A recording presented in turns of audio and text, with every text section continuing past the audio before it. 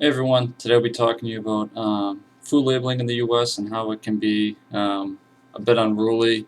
Also talk about how about genetically modified organisms, more commonly known as GMOs, the foods they're in, how it affects people, what they may or may not know, things like that. So the 64 countries in the world that do food labeling, the United States and Canada are the only two that don't require labeling or special labeling of genetically modified foods. GMO stands for genetically modified organism. It's an organism whose genetic material has been artificially modified through genetic engineering. And what scientists will do is they'll extract quality parts of certain organisms and replace those with other ingredients, so to speak, to help the crop grow quicker. And when it grows, it'll also grow larger as well. So ideally, they can kind of make more money off it in a faster amount of time. Most people in the U.S. don't know what exactly is in the foods they're consuming, what the ingredients are. The food labels can, quite frankly, be very deceiving and unclear. A lot of people are very busy; they don't have the time to kind of go out and research this stuff, understandably enough, and so they may see an all-natural package, or they may see something on food labeling that seems like it may be good or high quality, and when quite frankly it isn't. I'll kind of touch upon that today. Uh, Bread is a very common product to have deceiving food labels. A lot of times you see whole grain, 10, 11 grain bread, whatever it may be. It's very common if you go to your local supermarket. It's very obvious to see all the labeling that sounds very appealing, sounds like it's healthy, sounds like it's good for you, when quite frankly, unfortunately, it's not. Um, Most breads on the market today have been modified with GMOs. There's only maybe one or two companies that still produce their bread naturally. A very easy way to look at this is if you look at the ingredients of bread, it'll say enriched wheat flour as opposed to just whole wheat flour.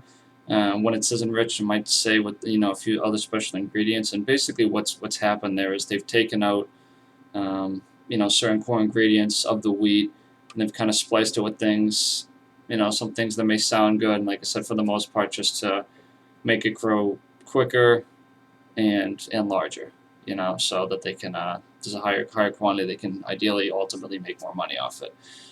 Um, so another false label on bread is that you'll see labeled all natural. Once again, kind of touching back to the whole grain when really this isn't true.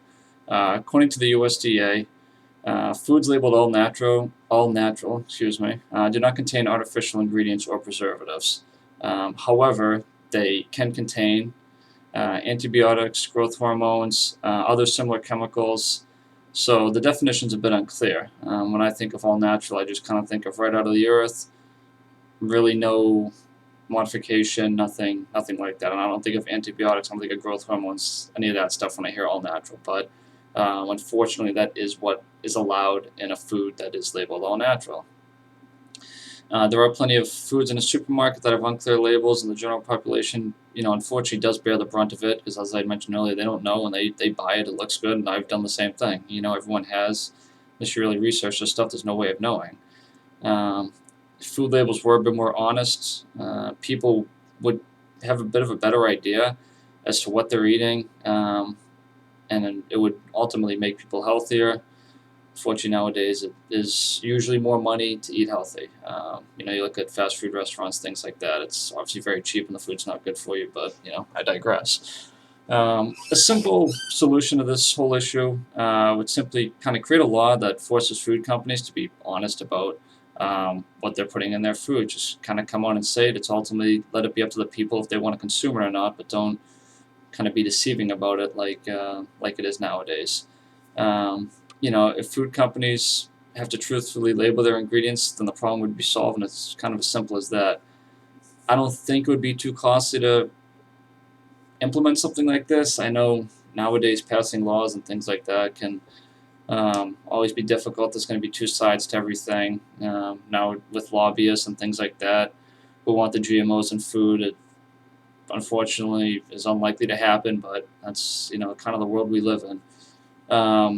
If foods were to be properly labeled, people have a better understanding as to what they're consuming, what they're putting in their body, and they may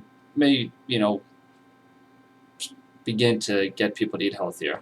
Honestly, it's up to them. It doesn't bother me if you're eating unhealthy. I don't really care if you want to eat all the unhealthy food you want. Doesn't matter. It's just what I don't like is when um, people think they're eating healthy because of the way the food is labeled.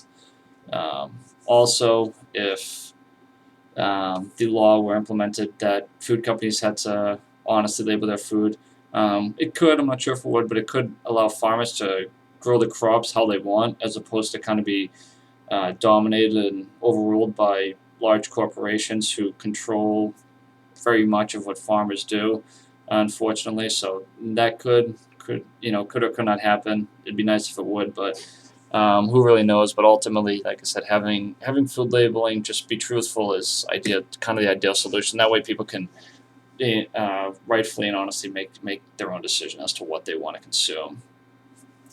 By wanting truthful food labels on food, I'm not forcing people to eat healthy, as I mentioned. It's not up to me. It's your decision what you put in your own body, what you do to it. I just think that people have the right to know exactly what it is that they're consuming. I mean, it's a vital part of your health.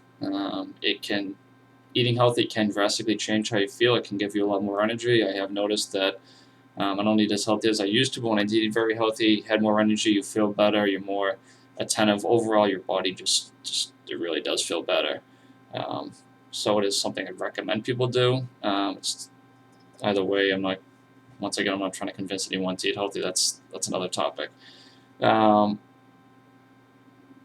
Moving on, I just think mentioning earlier, the general population does have a right to know what they're consuming, which is likely why I'd like to see this changed. Implement a law, have food companies truthfully label what it is. If it's not all natural, meaning that it's, if it, like I said, antibiotics, growth hormones, things like that, okay, then it's not all natural. Don't label it that way. If it's truly all natural, then label it that way. If not, then just say what's in it, and ultimately let the population, let the consumers, decide for themselves what they want to eat and what they don't want to eat. And I think that'd be the way to go about it. Either way, we'll see what happens. I think there are too many lobbyists nowadays for this to ever go through, but just kind of keep an eye out. Maybe do a little bit of research, see what it is you're consuming. When you pick up something at the supermarket, take a look at the ingredients and back and really see what it is that you're eating. Begin to eat healthy and may feel a bit better. We'll see what happens. Thanks for listening to me. Have a good one.